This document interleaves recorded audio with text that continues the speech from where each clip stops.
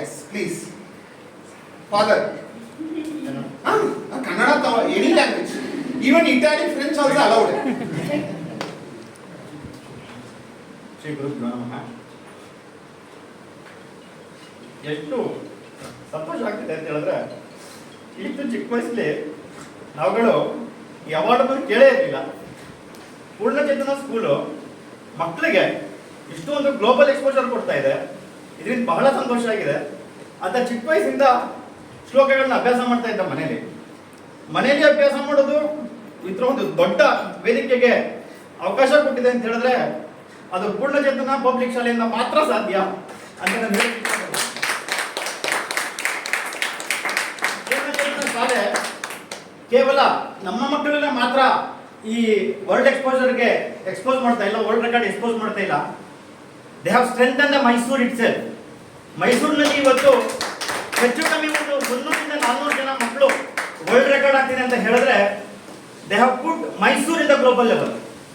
ಒಂದು ಸಣ್ಣ ರೂಟ್ನ ತೆಗೆದು ಅವರು ಗಿಡಗಳನ್ನ ಬೆಳೆಸೋದು ವರ್ಲ್ಡ್ ರೆಕಾರ್ಡ್ ಮಾಡ್ತಾ ಇದ್ರೆ, ಒಂದು ಬಿತ್ತವನ್ನ ಬಿತ್ತಿ ಹೇಗೆ ದೊಡ್ಡ ಆಲದ ಮರವನ್ನ ಮಾಡ್ಬೋದೋ ಆ ರೀತಿ ಸಣ್ಣ ಸಣ್ಣ ಪ್ರತಿಭೆಗಳನ್ನ ಹುಡುಕಿ ದೊಡ್ಡ ವೇದಿಕೆಗಳಲ್ಲಿ ಅದನ್ನ ಅವಕಾಶ ಕೊಟ್ಟು ಕೇವಲ ಮಕ್ಕಳನ್ನ ಅಥವಾ ಪೋಷಕರನ್ನ ಶಿಕ್ಷಕರನ್ನ ಮಾತ್ರ ಅವರು ಗ್ಲೋಬಲೈಸೇಷನ್ ಮಾಡ್ತಾ ಇಲ್ವಾ ಅಥವಾ ರೆಕಾರ್ಡ್ ಮಾಡ್ತಾ ಇಲ್ಲ.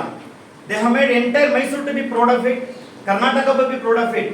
ನಾಳೆ ಮೈಸೂರಿನ ಇಂಡೆಕ್ಸ್ ತೆಗೆದ್ರೆ ಒಂದು 500 ಮಕ್ಕಳು ವರ್ಲ್ಡ್ ರೆಕಾರ್ಡ್ ಇರ್ತಾರೆ.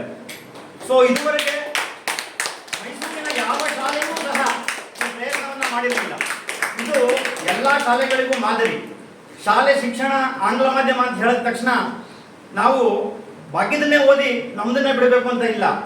ಅವರ ಹೆಸರಿಗೆ ತಕ್ಕಂತೆ ಏನು ಭಾರತೀಯ ಶಿಕ್ಷಣ ಅಂತ ಇಟ್ಟಿದ್ದಾರೆ. ಭಾರತದ ಮೂಲವೇ ಬ್ರಹ್ಮಸೂತ್ರ, ಭಗವದ್ಗೀತಾ ಹಾಗೂ ವೇದಾಂತಗಳು. ಭಗವದ್ಗೀತೆಯನ್ನ ಇಷ್ಟು ಪ್ರಮಾಣದಲ್ಲಿ 200-220 ಮಕ್ಕಳು 16 ಗಂಟೆ ಕಾಲ ಹೇಳುವಂಥದ್ದು, ಮಕ್ಕಳು 100-150 ಶ್ಲೋಕಗಳನ್ನ 30 ನಿಮಿಷದಲ್ಲಿ ಹೇಳ್ತಕ್ಕಂಥದ್ದು. ಈ ರೀತಿ ಸನಾತನ ಧರ್ಮದ ಏನು ಬುಡ ಇದೆ ಆ ಬುಡವನ್ನ ಗಟ್ಟಿ ಮಾಡಿ ಮುಂದಿನ ತಲೆಮಾರಿಗೆ ಈ ಧರ್ಮವನ್ನ ಅತ್ಯಂತ ದೊಡ್ಡದಾಗಿ ಬೆಳೆಸೋದಕ್ಕೆ ಶಿಕ್ಷಣ ಎಷ್ಟು ಮುಖ್ಯ ಅಂತ ತೋರಿಸೋದಕ್ಕೆ ಪೂರ್ಣಚೇತನ ಶಾಲೆ ಒಂದು ಮಾದರಿಯಾಗಿದೆ. ಈ ವರ್ಲ್ಡ್ ರೆಕಾರ್ಡ್ ಅಟೆಂಪ್ಟ್ ಬಂದಾಗ ಎಲ್ಲ ಪೋಷಕರನ್ನು ಕರೆಸಿ ಎಲ್ಲರಿಗೂ ಇದನ್ನ ತಿಳುವಳಿಕೆ ಮಾಡಿಕೊಟ್ರು. ಎಷ್ಟೋ ಜನಕ್ಕೆ ಈ ಅವಾರ್ಡ್ ಅಂದ್ರೆ ಏನು, ಸರ್ಟಿಫಿಕೇಟ್ ಅಂದ್ರೆ ಏನು, ನಮ್ಮ ಮಕ್ಕಳು ಇದನ್ನ ಮಾಡಬಹುದಾ ಅನ್ನೋ ಸಹ ಕಲ್ಪನೆಗಳು ಸಹ ನಮ್ಮಲ್ಲಿ ಇರಲಿಲ್ಲ.